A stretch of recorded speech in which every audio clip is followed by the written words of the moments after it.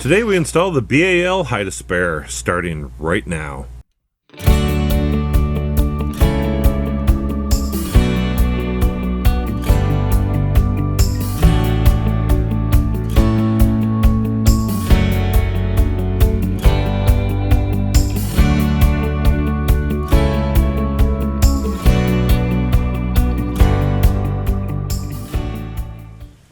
So this is how it comes with the shrink wrap on the ends.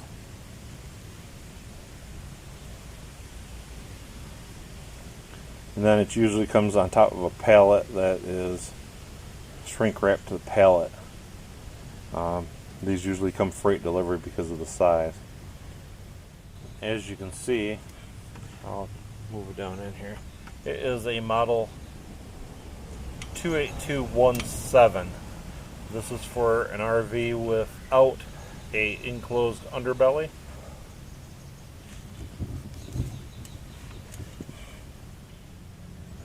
We're going to go ahead and cut this shrink wrap off and get this slid underneath of our travel trailer.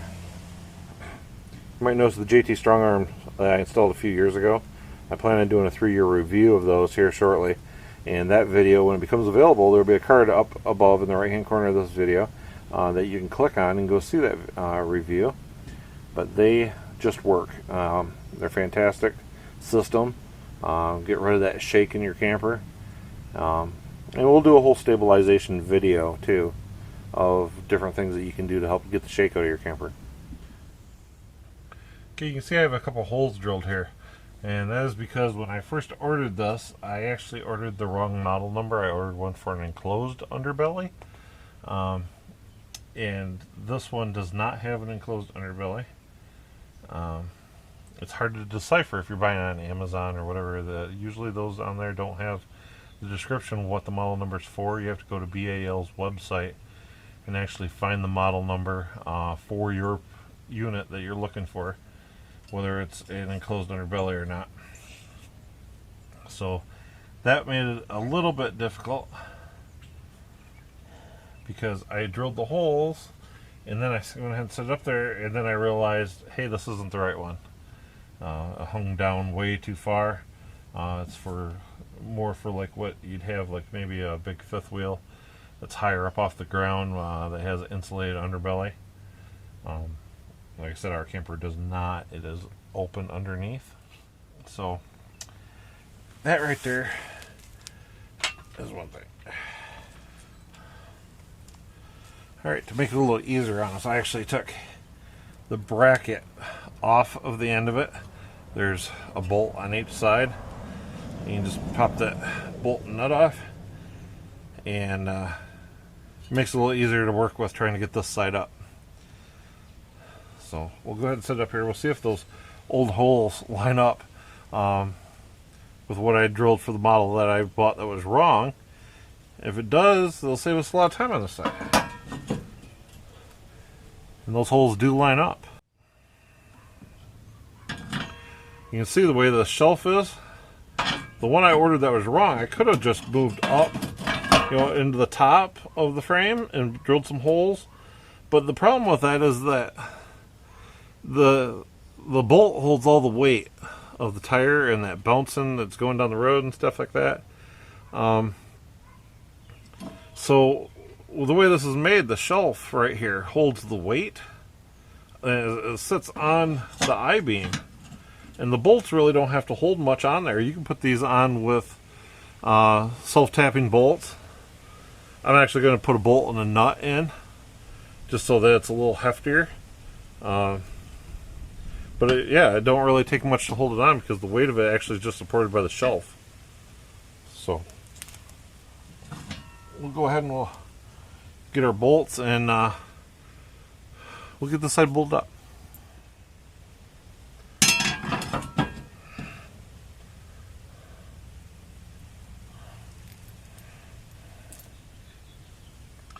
Okay, these bolts do not come with this unit. You have to provide your own mounting hardware.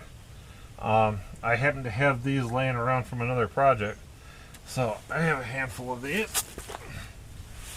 And we're just going to go ahead and we're going to And I'm putting the nuts on the back side so they don't stick out or you don't really want to see them out there.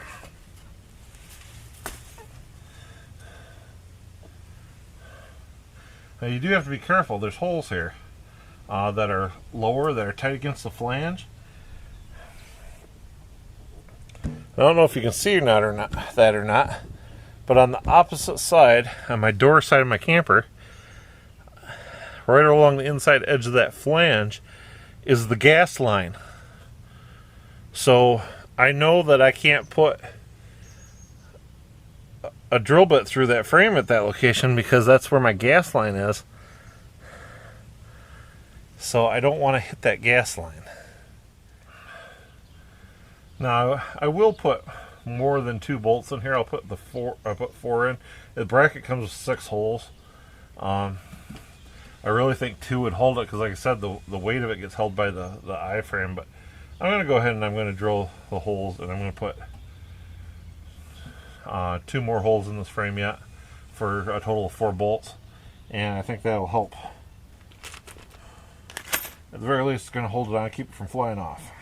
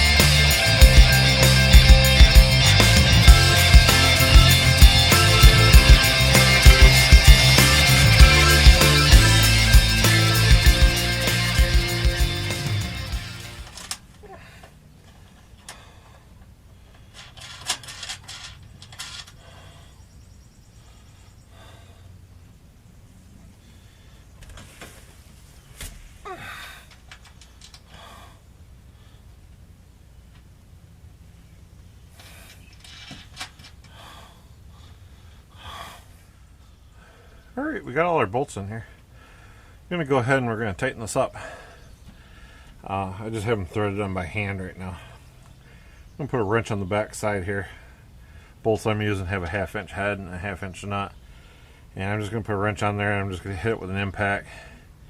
And I'm not going to hammer on it, I'm just going to tighten it up here.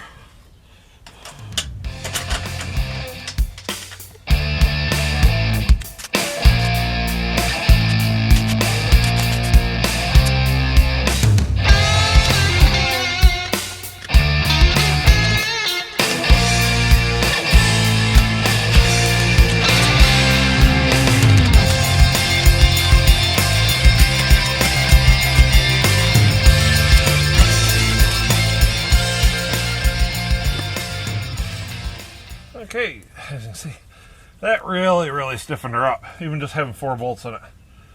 I don't think we need anything more than that. That's pretty stiff. So now that we have that on there, we can go ahead and put our unit. These just have a little plastic bushing that goes between the pole and the bracket, just so it can swivel there a little bit.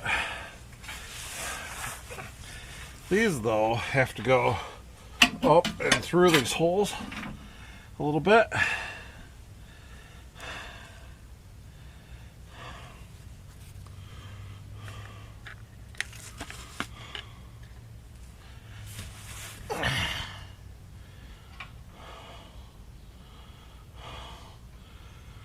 bolt started through our bushing first here.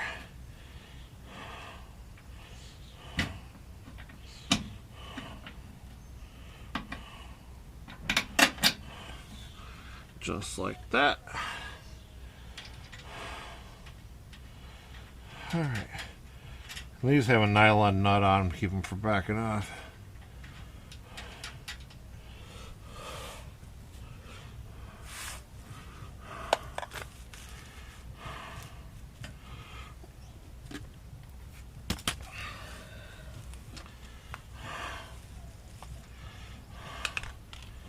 Again, these are 1/2 inch.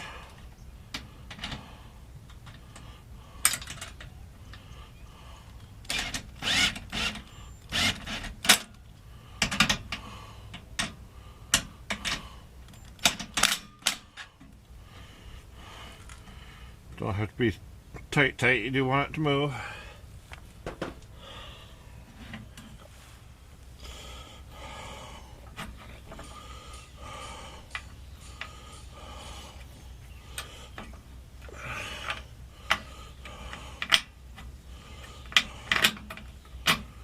Just like that.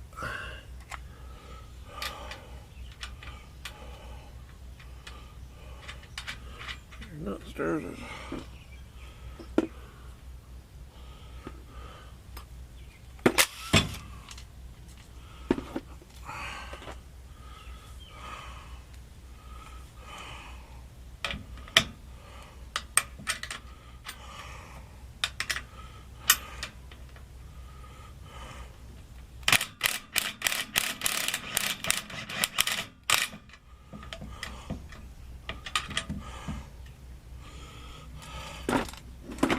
Like I said, those don't have to be super tight because you do want them to swivel.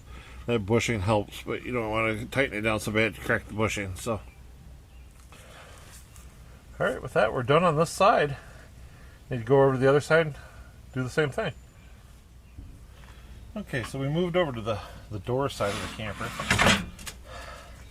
This is how it's going to mount up there. And to get your tire down, there's a little bolt with a thumb or a hand thing here, and this has a clip on it that keeps it from falling off.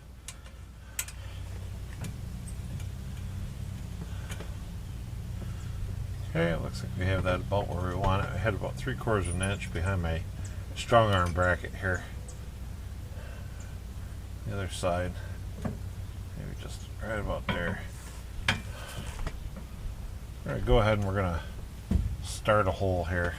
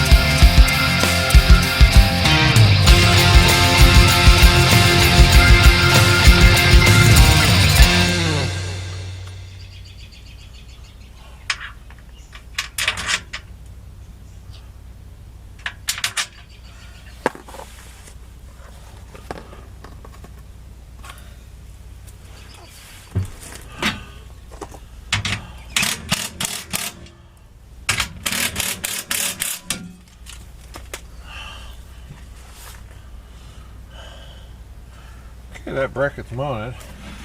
So once your tire's on here, and I'll show you how to we'll put the bolts in here to hold the tire here in just a little bit. Those bolts are included with the height of spare, where the mounting hardware is not. But now sets up here like this, and your bolt right here lines up.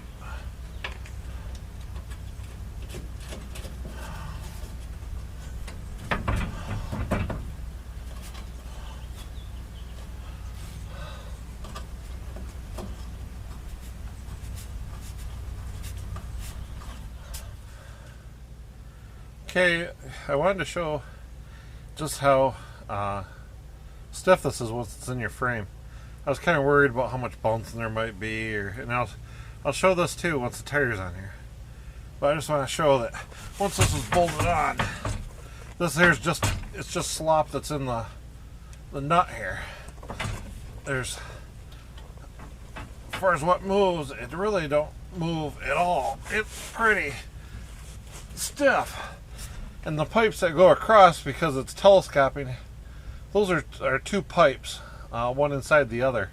So that actually has a pretty good strength to it. I'm really shocked how much strength it is having. I thought maybe that far of a span that it would be a problem. So one thing you have to note if you're doing one of these just like this one without the underbelly, that you have to pick an open spot in the frame for the tire to be, and it has to be big enough for the tire to fit, obviously. I'm hoping that there is enough room in here that I can mount my tire, and might still have enough room to be able to mount our Honeywell, or a lot of people call them Blue Boys, under here, so that it's always with us. So if for some reason that we need it, we have it on board. It don't really weigh anything when it's empty, so to have it tucked up under here and out of the frame and out of the way would be fantastic to be able to take with us everywhere. So if we need it, it's there. So we'll try. Once I get the tire mounted and stuff, we'll see what kind of measurements there are left and whether or not there's room for the Honeywell or not. So we're ready to go ahead and we'll mount the tire. Okay, well, we're being bombarded by helicopters from this huge maple tree that we have in our yard. But we're back to the part of pulling off our spare tire off the back of our camper and putting it on our height of spare that we've installed. Now, this is part of the whole reason why we bought the height of spare, is this cover. These covers, you got to keep them on the tires, keep the sun from dry rotting your spare tire on your camper. And these campers, they're kind of pricey for what they are. They're usually run about $25 or $30 for a cheap one.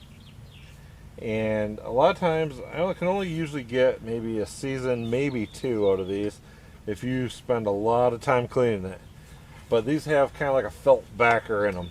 They get wet, they get moldy, they get nasty, they get disgusting.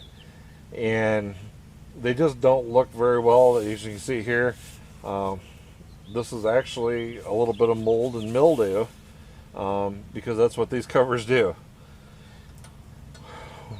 I got tired of spending $25 or $30 every year or two for a cover when I could spend the $100 for the height of spare and not have to have a cover on it because it's up underneath the camper where the sun can't get to it. So I decided to go that route. I think it's a better system. And we'll be doing another video once this is completely gone. We're going to be changing up our rack that's back here, and we're going to be making it a full width wide rack on the back here, and I think it'll be a whole lot better system for both the tire and the rack.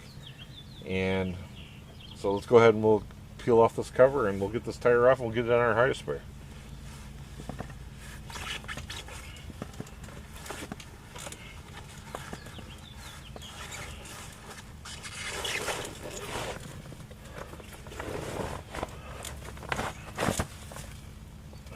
You can see the inside of these things just get dirt and dust and mold, and they're just nasty. So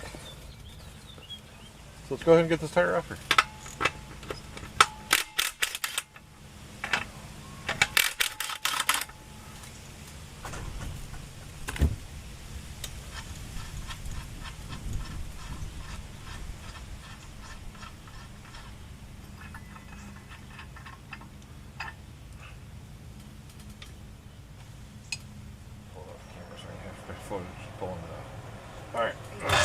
pull him off, and we'll go ahead and we'll get him on our high display. Alright, so we got our tire on our high display here. And they give you a big washer and a lock washer and nut to put on here. Keep this from backing off. And we're just going to go ahead and we're going to tighten these up.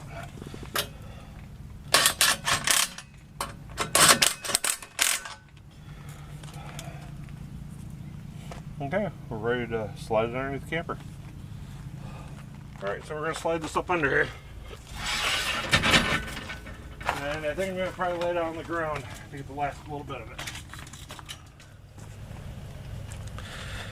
Okay, as you can see up in here, the tire is going to fit up inside the frame in that opening, just like we talked about earlier. So it'll be tucked right up inside the frame. It won't hang down too far, and it'll be a good storage solution. So hopefully there's enough room over there. We'll go ahead and we'll measure it after we get this up here, if there's room for my Honeywell on the other side or not. And if there is, I probably put that in there another day, but we'll go ahead and we'll set this up there the rest of the way. Okay, well, we're going to go ahead and we're going to try getting this up here. Just like that.